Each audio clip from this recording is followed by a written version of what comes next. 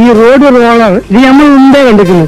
ഇത് ചെറുത്തി 4 മീറ്റർ വീതി 10 മീറ്റർ നീളം. ഇന്നൊരു സാരി പണ്ട് ഞമ്മള് തീറ്റപ്പിടിയിൽ ഓട്ടിക്കൊണ്ട് വന്നിട്ട് നിങ്ങൾ അറിയില്ലേ താമരശ്ശേരി ചോരം?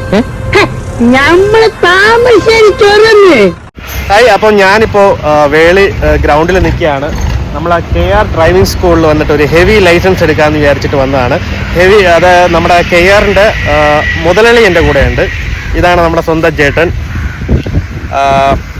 ചേട്ടാ ഓക്കെ അല്ലേ? ഓക്കെ, ഞാൻ നന്നായിട്ട് ഓടിക്കുമോ?